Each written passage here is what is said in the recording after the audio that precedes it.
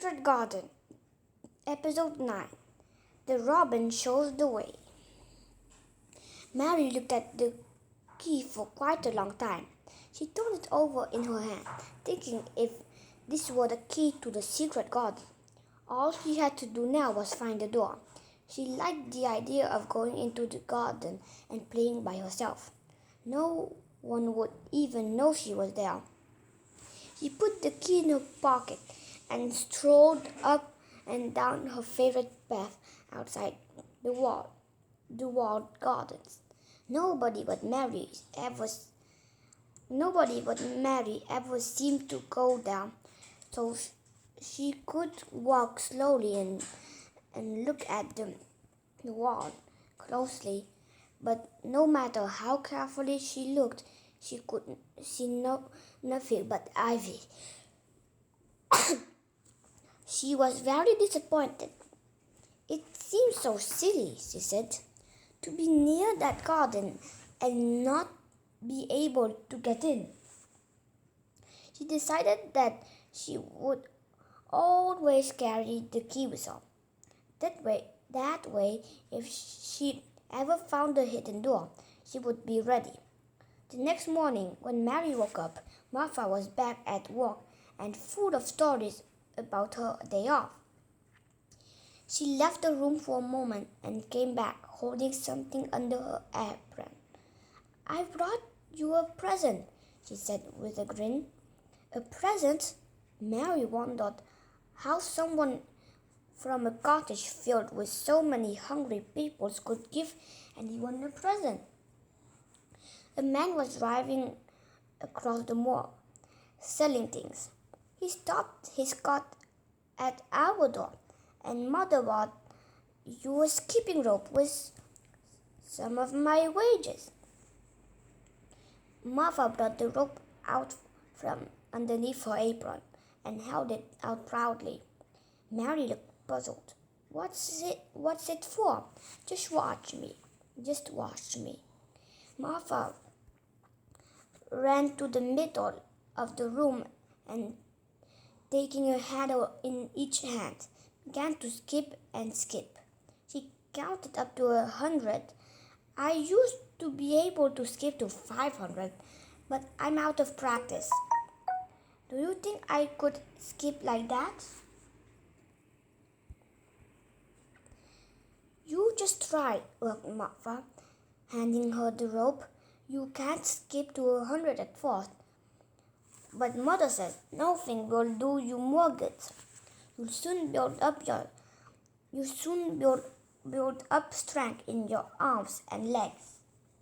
Mary tried skipping rope. She was not very good at it, but she liked it so much that she did not want to stop. "Put on your things and skip outdoors," said Martha. Mary put on her coat and hat. She opened the door to go out and then turned back. Martha, she said slowly, "those were your wages that your mother used to buy this skipping rope." "Thank you." She held out her hand. Martha laughed and shook her hand. "Now run outside and play." Mary skipped around the fountain and up one path and down another. She skipped into the kitchen garden and saw Ben Weatherstaff digging and talking to his robin. "Well," he exclaimed, "you've skipped the roses into your cheeks. I wouldn't have believed that you could do it. I never skipped before. I can only go up to 20. Keep going, you're doing fine." Ben nodded in approval. "Just see how the robin's watching you. He followed after you yesterday. He'll be at it again today." Mary skipped around all the gardens and the orchard, resting every few minutes. At last, she made up her mind to try to skip the lack of her favorite path. She counted up to 30 before she had to stop and rest. Suddenly she spotted the robins soaring on a long branch of ivy. "You showed me where the key was yesterday," she said. "You ought to show me the door today. But I don't believe you know where it is." The robin flew from the ivy to the top of the wall. He opened his beak and sang a loud, lovely trill. Mary laughed with delight. She stepped closer to him, and what happened next seemed like magic. A gust of wind swung aside some low ivy trellis. Mary jumped forward and caught the ivy in her hand. She'd seen something under the ivy, a round doorknob. She began to push the leaves aside. The ivy was thick, but nearly all of it hung in a loose, swinging curtains.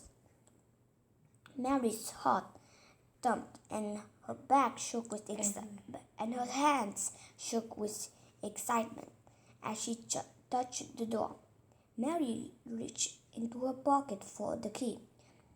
She put the key in the lock and turned it, and then she took a breath and looked up the long path to see if anyone was coming.